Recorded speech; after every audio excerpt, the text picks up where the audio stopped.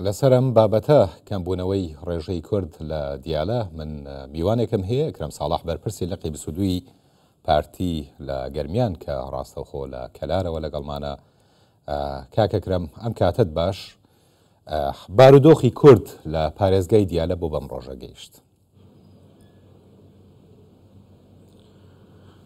ئەلبەتە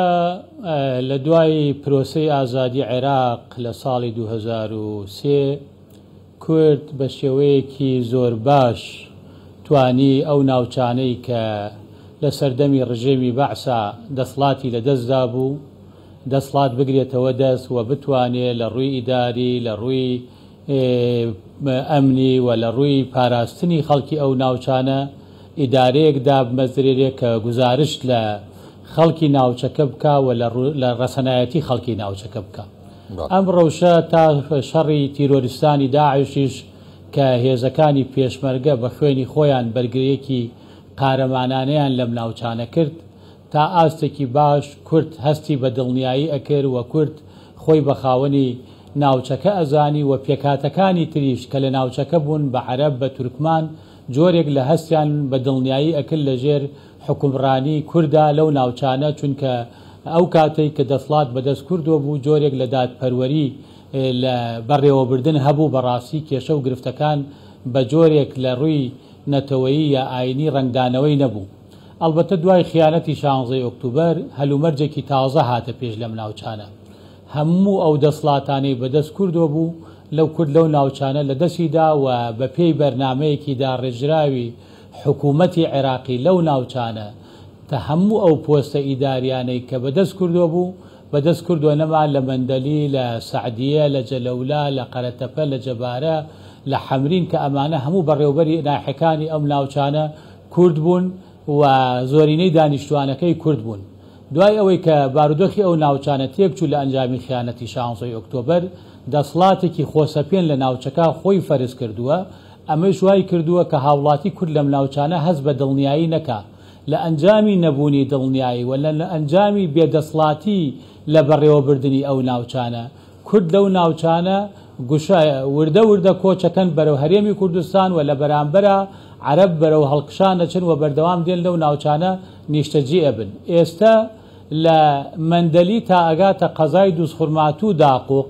جگە لە قەزای خانەقین یان ناوەندی قەزای خانەقین هیچ پۆستێکی ئیداری بەڕێوەبردن و ئەمنی بەدەست کوردۆ نییە لەم ناوچانە. هەموو ئەو پۆستانە لەلایەن کۆمەڵێ خەڵکی شۆڤێنی دژە کورد بەڕێوە ئەبرن کە ئەمانە وای کردووە ناوچە کوردیەکان فرامۆش کراون لە ڕووی خزمەت گوزاری و لە ڕووی ئاساییشەوە ناپارێزرێن وەکو پێویست، بۆیە خەڵکی ئەو ناوچانە ناچار ئەبن لە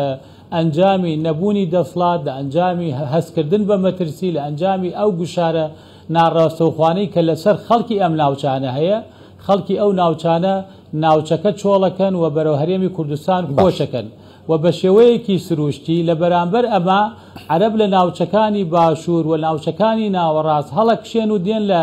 ئەم شار و شارشکانە جێگیرە بن بە جۆرێک مەسەلەن بۆ نمونە ناحەیەکی وەک جەلەولا کە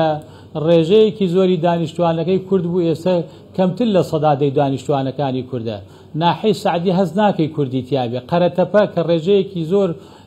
کوردی تیابوو ئێستا بڕوا ناکەم ئەو ماڵانەی کە کوردن لە قەرەتەپە ڕەنگ بێ بە پەنجەی دەست بژمێرێن. بۆیە بەردەوام کورد ناوچەکە جێ دێڵێ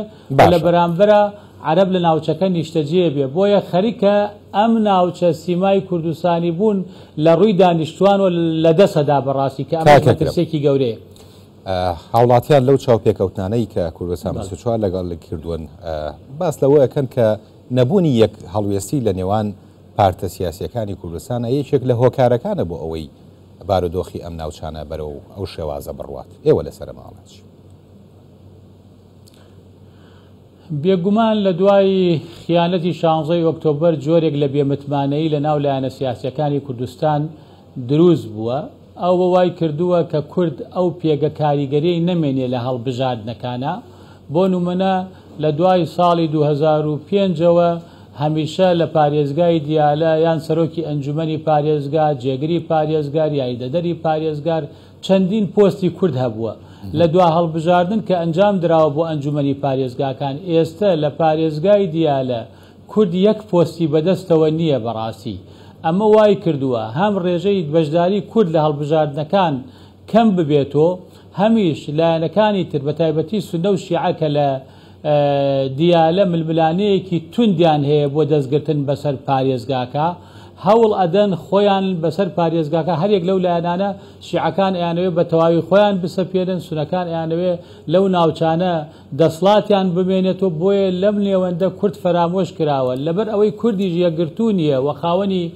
یەک لیست نییە یان لیستەکانی پەرتەوازێ یان خاوەنی گوتارێکی سیاسی هاوبەش نییە لەم ناوچانە ئەوە بووە دەرفەتێک بە تایبەتی هەندێک لایەنی کوردی لە پێناوی بەرژەوەندی تایبەتی خۆیان مجاملەیەکی زۆری لایەنەکانی دەسڵات دەکات لە پێناوی مانەوەی خۆی و بەرژەوەند پاراستنی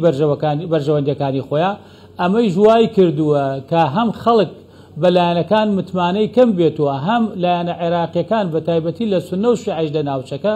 زۆر بایەق بە ناوچە کوردستانیەکان نەدەن و ئەو حسابەی لەسەر نەکەن لە کاتێکا پارێزگای دیالە یان ئەکرێ بڵێن باکووری بەعقوبە پارێزگای ناوەندی پارێزگای دیالە تا دەگاتە کەلار و بناری بەمۆ ئەمە هەمووی ناوچەی کوردنشینە کە ناوچەیەکی بەرفراوانە و ئەکرێ بە هەزاران دانیشتوانەکەی هەزارانن بەڕاستی و لە دوای پرۆسەی ئازادی لە سەردەمی ڕژێمی بەعش چەند ئەو ڕژێمە دەڕندە و داگیرکەر و تەعریبچی بوو بەڵام دوای پرۆسەی ئازادی کە ئەچوویتە ئەو ناوچانە کە خەڵک هەست بە ئازادی کرد هەست کرد بەشێکی زۆری ئەو ناوچانە دانیشتوانەکانی هێشتا کوردن و بە کوردی قسە ئەکەن و خۆشەویستێکی زۆریان بۆ گەل و وڵات هەیە و هاوکارێکی باشی پێشمەرگە بوون بەڵام لە دوای ئەو بارودۆخانەی کە هاتووەتە پێش ئێستا ئەو کوردانێکی لەو ناوچانە ماون ناتوانن نە بە زمانی کوردی بخوێنن نە ئەتوانن بە جلو بەرگی کوردی بە وەکو پێویست گزارش لە هەستی نەتەوایەتی خۆیان بکەن بەڵکو وەکو هاوڵاتێکی ئاسایی کوردەواری ئەڵێ دەستیان بەسەر کڵاوەکەی خۆیان وەگرتووە بۆ ئەوەی تەنها بژێن یا دەریان نەکەن یان نەکوژرێن بەڕاستی ئەمە وای کردووە کە دانیشتوانی ئەو ناوچانەی کە ئەگەر لە ناوچەکانیشیان ماونەتۆ جگە لە ناوەندی قەزای خانەقین نەتوانن وەکو کوردێک تاکۆکی لە مافەکانی خۆیان بکەن چونکە هەم هێزە سیاسەکانی کوردستانی لەو ناوچانە بوونێکی ئەو تۆیان نەماوە هەم کورد بووەتە کەبینە هەم لە دەسڵاتی ئیداری ناوچەکە کورد وجودی نەماوە ئەم نەبوونی وجودی کوردەوای کردووە ناوچەکانی مادەی 140 لەو ناوچانەی کە ئێمە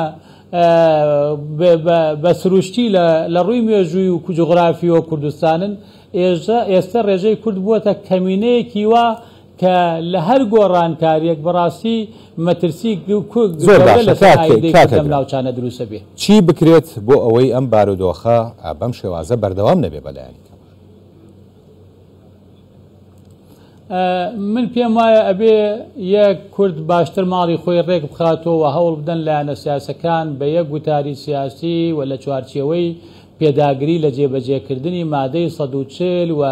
پشتیوانیکردنی خەڵکی کورد لەو ناوچانە بە یەک دەست و بە یەک ئاراستە کار بکەن بۆ ئەوەی خەڵکی ئەو ناوچانە یان کوردی ئەو ناوچانە زیاتر خۆڕاگر بن و هەوڵ بدرێ بە پێی ڕێژەی دانیشتوانی کورد پێداگری بکرێ لە ئەو شارانەی کە لە ڕووی مێژووی کوردستانن یا زۆربەی دانیشتوانەکانی کوردن کاربەدەستانی ئیداری ئەو ناوچانە کورد بن یان بەشێک لە بە پێی سازانێک کە لەو ناوچانە بکرێ بۆ بەڕێوەبردننی ئەو ناوچانە ئێستا ئەو ناوچانە بەگشتی کاربەدەستەکانی عەرەبن بەڕاستی کورد لە ئیدارەی 6 ناحەی سنووری پارێزگای دیالە کە لە ڕووی مێژووی لە ڕووی جوغرافی خاکی کوردستانە و زۆربەی دانیشتوانەکانیشی پێشتر کورد بووە ئێستا کورد هیچ دەسڵاتێکی ئیداری نییە تەنانەت مدیری دایرەی ئاوی نییە بۆیە لە حاڵەتی وا بەڕاستی ئەگەر پشتیوانی کوردی ئەم ناوچانە نەکرێ ئەو خەڵکە کەمەش کەماوە یان تەسلیمی ئەو واقعە سیاسی و جغرافیە بێ یان وردە وردە کۆچەکە بۆ ناوچەکانی گەرمیان و ناوچەکانی تر و ناوچەکە بە یەکجاری چۆڵە بێ مەترسی چۆڵبوونی ئەو ناوچانە مەترسێکی جددیە چونکە خەڵکی ئەو ناوچانە یا کورد لە ئەو ناوچانە هەز بە بوونی خۆی ناکە کەسێک نییە نوێنەرایەتی بکە نە لە ڕووی سیاسی نە لە ڕووی بەڕێوەبردن حتا لایەنە سیاسیەکانیش ئێستا لەو ناوچانە بارگای لایەنە سیاسی کوردستانەکان نەماوە بەڕاستی ئەگەر حزبێکیش بارگایەکی هەبێ بارگایەکی ڕەمزی بێدەسڵاتە و ناتوانێت هیچ پارێزگاریە یا هیچ داکۆکێک لە مافی کورد بکە. بەڵێ بەڕێز کرم ساڵح بەرپرسی لقی 22 پارتی لە گەرمیان زۆر سپاس بۆ بەڕێستم.